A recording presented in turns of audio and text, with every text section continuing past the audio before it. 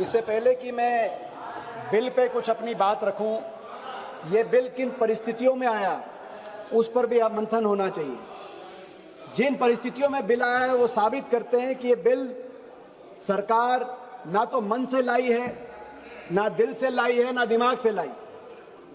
क्योंकि सरकार का मन तो युवाओं की आवाज दबाने का था, छात्रों की आवाज को कुचलने का मन था।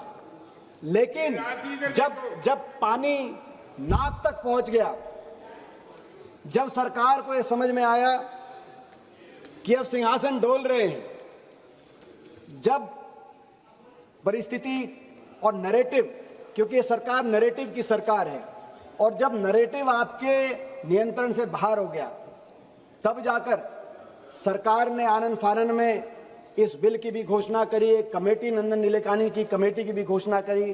प्रधानमंत्री जी भी तब इंस्टाग्राम पे आए और तब इस्तीफा भी हुआ। लेकिन मन से बिल नहीं लाई और सोच के भी बिल नहीं लाई, क्योंकि इसके जितने प्रावधान हैं उन प्रावधान का हमारे मायने में कोई अर्थ नहीं। कानून तो 2024 में भी बना था, इसी तरह का कानून था, उसमें सजा का प्रावधान थोड़ा आपने बढ़ा दिया। कमेटी तो 2024 में भी बनी थी, डॉक्टर राधाकृष्णन की कमेटी, जिसकी आपने परवाह करी नहीं। अब नंदन नीलेकानी की आपने हाई पावर कमेटी बना दी। क्या किया आपने? क्या फर्क है? थोड़ा सा सजा बढ़ा दी। दूसरा क्या फर्क है? आपने कहा फास्ट ट्रैक कोर्ट होगा। यह भी एक नया जुमला है बीजेपी का, fast track court. Fast track court मैं बताना चाहता हूं कि देश में 800 फास्ट ट्रैक कोर्ट अब चल रहे हैं, 800 फास्ट ट्रैक कोर्ट, जिसमें 2.5 लाख केसेस पेंडिंग हैं। और पेपर लीक के मामले में भी दिल्ली हाई कोर्ट ने राउज एवेन्यू कोर्ट को फास्ट ट्रैक कोर्ट बना दिया, जिसमें आपका सरकारी वकील तक भी आपने पहुंचाने का काम नहीं किया। ये जुमला है फास्ट ट्रैक कोर्ट। आपने कहा कि अब जांच 60 दिन में करेंगे, ये नया प्रावधान आपने कर दिया। कैसे करेंगे? सीबीआई करेगी। वो कौन सी सीबीआई? वो सीबीआई जिसने 2024 के पेपर लीक के मुख्य आरोपी के खिलाफ 2 साल में भी एक सबूत जो सीबीआई अर्जित ना कर पाई और अभी उनकी बेल हो गई। जो मुख्य आरोपी संजीव मुखिया हैं, वो सीबीआई, जिस सीबीआई को आपने विपक्ष पे लगा रखा है, हम पे लगा रखा है, सभी सारे विपक्ष को, जो सांसदों और विधायकों को तोड़ने का काम आती है, वो सीबीआई, उस सीबीआई से आप कह रहे हैं कि वो जांच करेगी।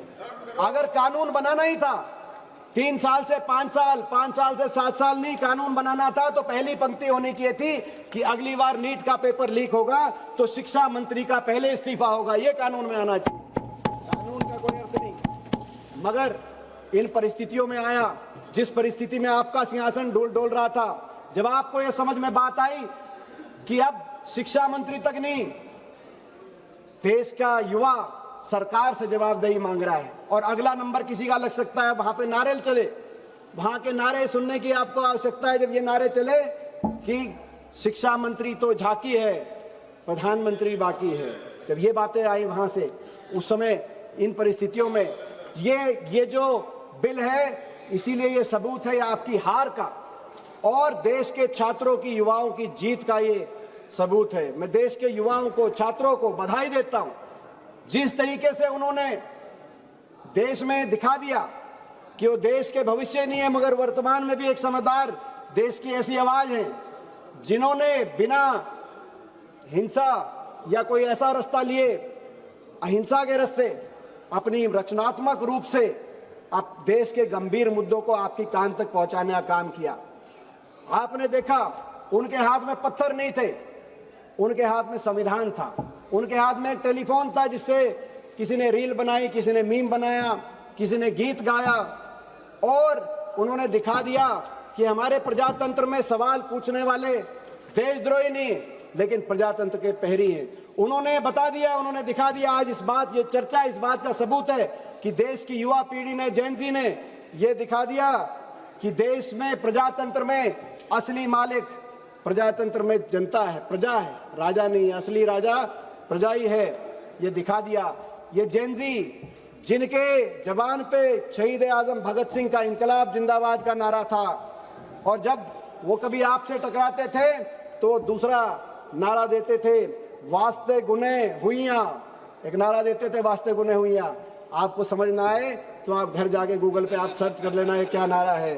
वो नारा देते थे वास्ते गुने हुइयां, और वो नारा देते थे इतने प्यार से, इतनी खूबसूरत तरीके से इस्तीफा मांगते थे। कहते थे, जब आपसे इस्तीफा भी मांगते थे तो कहते थे कुचू पुचू इस्तीफा दे दो, आज हमारा जन्मदिन है।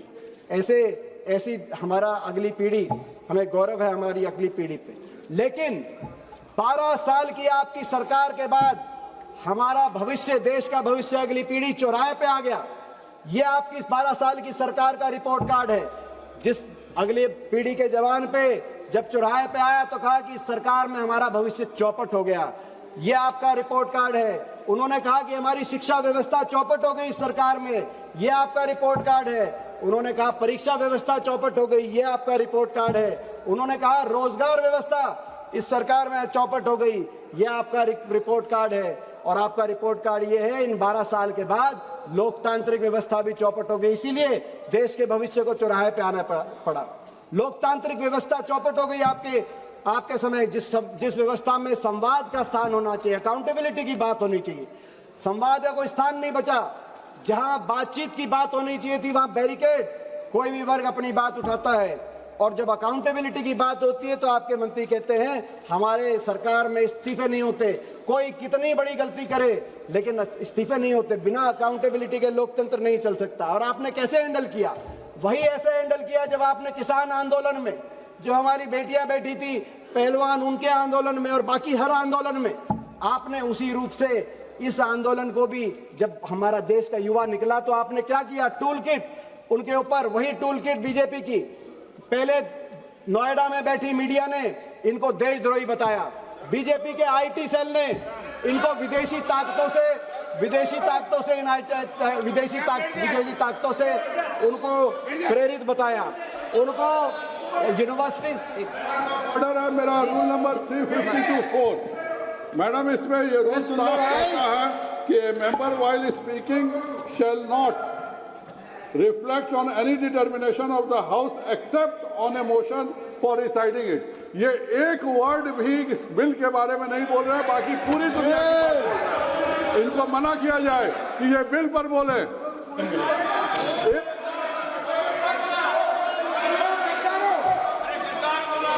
चलो, और देखिए उसके बाद बात वहीं तक नहीं रुकी। उसके बाद पुलिस बर्बरता हुई जो पूरी दुनिया देश ने देखा।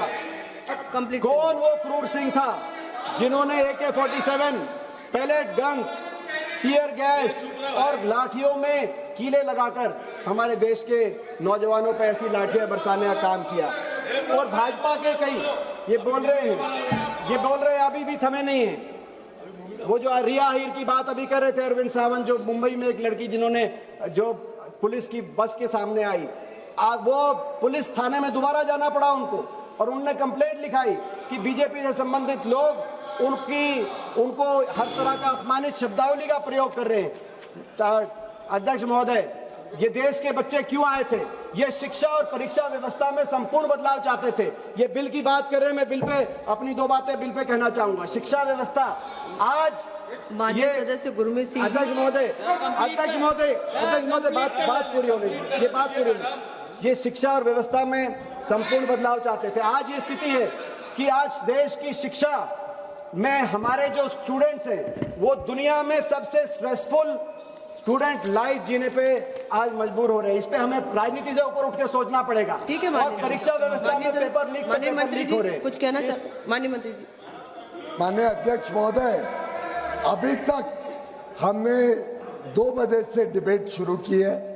ये बिल बड़ा गंभीर विषय के ऊपर है, लेकिन विपक्ष के इतने माननीय सांसदों ने इस विषय पे चर्चा की, एक भी वक्ता अभी तक बिल की गंभीरता पे, बिल के विषय पर एक शब्द नहीं बोला।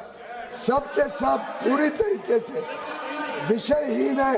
मुझे पता नहीं बिल पढ़ा भी है कि नहीं, बिल का विषय समझते भी है कि नहीं। एक भी वक्ता ने बिल के ऊपर एक शब्द नहीं बोला।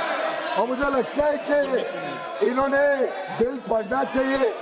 बिल कैसे युवा युवतियों के लिए उनके भविष्य के लिए नए अच्छे प्रावधान लाए, सख्त कार्रवाई करने के प्रावधान, जिससे आगे पेपर लीक को रोका जा सके। उसके ऊपर एक भी वक्ता के पास एक शब्द नहीं है बोलने। माननीय